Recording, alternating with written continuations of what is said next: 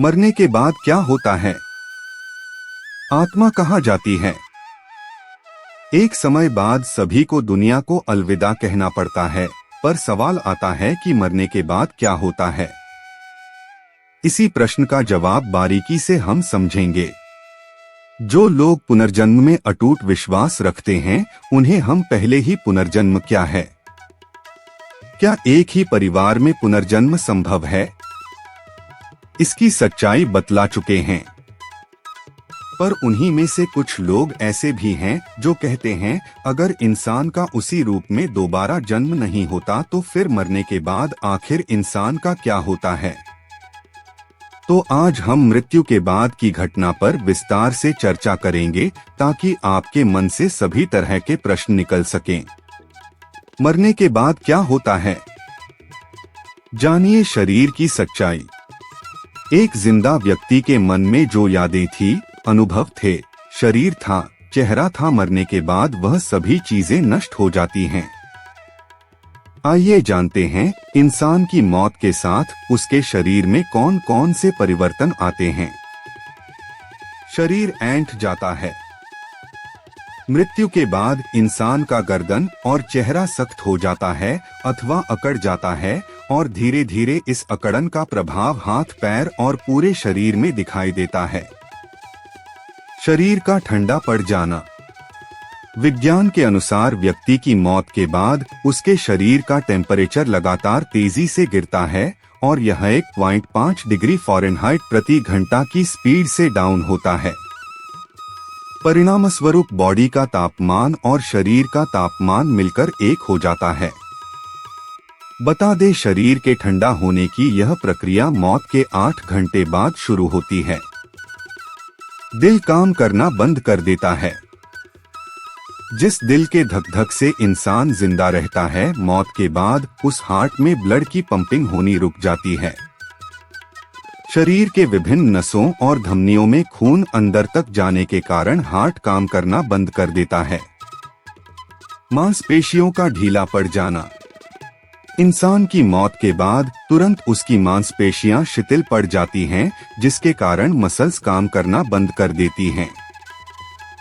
बहुत सारे काम शरीर में ऑटोमेटिक बंद हो जाते हैं या खुल जाते हैं। उदाहरण के लिए, मसल्स ढीली होने के कारण मूत्राशय पर किसी तरह का प्रेशर ना होने के कारण मौत के समय पेशाब होना आम बात हो जाती है। टिश्यू टूट जाते हैं। बहुत सारी कोशिकाएं मिलकर टिश्यू का निर्माण करती हैं और विज्ञान प्रमाणित करता है कि शरीर की मौत के कुछ दिन बाद टिश्यू टूटना शुरू हो जाते हैं, जिससे कि जो अकड़न होती है वह धीरे धीरे कम होना शुरू हो जाती है। इस तरह देखा जाए तो शुरुआत में बॉडी की मसल्स ढीली पड़ती हैं, तो वहीं मौत के 7 घंटे बाद बॉडी हार्ड होना शुरू हो जाती है और 12 घंटे के बाद त्वचा का रंग बदलने लगता है और ऐसा लगने लगता है कि बाल और नाखून बढ़ने लगे हैं। तो इस तरह मौत की यह पूरी प्रक्रिया संपूर्ण होती है। इंसान मरने के बाद कहाँ जाता है? इंसान की मृत्यु के बाद उसे दफनाया जाता है या फिर राख किया जाता है। हालांकि अगर आपको लगता है कि उसकी मौत के बाद आत्मा निकलकर कहीं वातावरण में चली जाती है या मरने के बाद इंसान स्वर्ग चला जाता है, तो बता दें, इन सब बातों को विज्ञान स्वीकार नहीं करता और न ही इन बातों को आज तक कहीं प्रमाणित किया गया है, इसलिए इन बातों में कोई भी सच्चाई नहीं है। मरने के बाद आत्मा क्या करती है? आत्मा स्वयं कुछ भी नहीं करती है, क्योंकि आत्मा का अर्थ है सच्चाई और सत्य। भला कोई काम, कहीं घूम या फिर कोई विशेष कार्य कैसे कर सकता है? आत्मा क्या है? बिना जाने अगर कोई व्यक्ति आत्मा के बारे में कुछ भी कहता है तो जान लीजिए वह व्यक्ति नासमझ है। उसने आत्मा को कोई एक ऐसी वस्तु माना हुआ है जो कुछ करने के काम आती है। मौत के तुरंत बाद क्या होता है? मौत के तुरंत बाद सबसे पहले इंसान की सांसें रुक जाती है, उसका दिल काम करना बंद कर देता है और कुछ क्षण बाद धीरे धीरे उसका दिमाग भी कार्य करना बंद कर देता है। हालांकि अगर आपको लगता है मौत के बाद आत्मा शरीर से निकलकर किसी दिशा में बह जाती है, तो ऐसा बिल्कुल भी नहीं है। मौत के बाद शरीर से कोई भी पदार्थ, कोई भी तरल गैस नहीं निकलती, अतः मौत के बाद आत्मा कहीं निकलती है, यह कहना ठीक नहीं होगा। मृत्यु के बाद ये चीजें बिल्कुल नहीं होंगी आपके साथ। आपके मरने के बाद कुछ विशेष नहीं होने वाला है। जब जीते जी आपके जीवन में कुछ खास नहीं हो रहा है, तो भला मृत्यु के बाद कैसे आप बड़े भूत बन जाएंगे या फिर आप दूसरों को डराएंगे। बात रही पुनर्जन्म की, तो ये बात समझनी आवश्यक है कि पुनर्जन्म इंसान का नहीं अपितु प्रकृति में अहम वृत्ति का होता है, आपका नहीं। हम सभी के भीतर एक चीज साझी है जो कि अहंकार में अहम वृत्ति है। अतः पुनर्जन्म किसी इंसान जैसे राजू का नहीं बल्कि अहम प्रवृत्ति का होता है।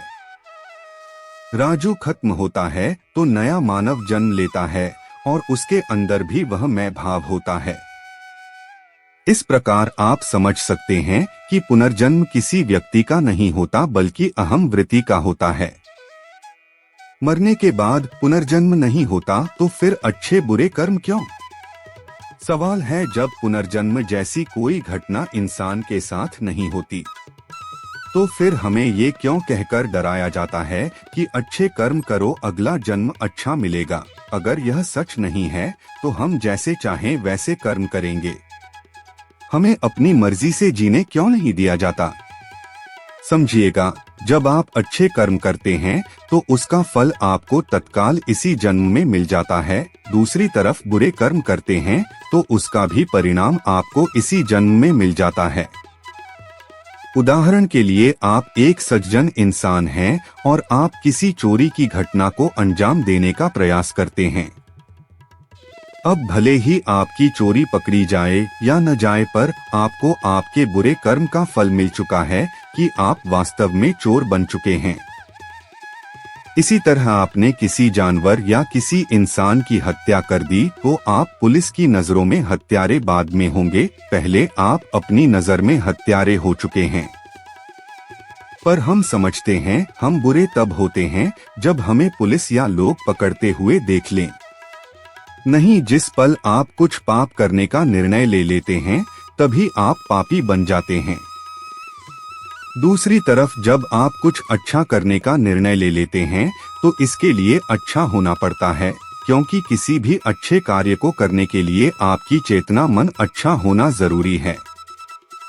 आप घटिया सोच रखते हुए किसी अच्छे कार्य को अंजाम नहीं दे सकते। अतः अच्छे कार्य करने से मन पर सकारात्मक प्रभाव पड़ता है। लो हो गया मन शुद्ध और मिल गया अच्छे कार्य का पुरस्कार। इसलिए अच्छे या पुण्य कर्म इसलिए नहीं करने हैं ताकि भविष्य या फिर अगले जन्म में फायदा मिल सके, बल्कि इसलिए करने हैं ताकि हम वर्तमान में इसी जन्म में ऊंची चेतना के साथ बेहतरीन जीवन जी सकें। आशा करता हूँ आपको वीडियो अच्छा लगा होगा। अगर आपको वीडियो अच्छा लगा हो तो वीडियो को लाइक करें और चैनल को सब्सक्राइब जरूर करें। धन्यवाद।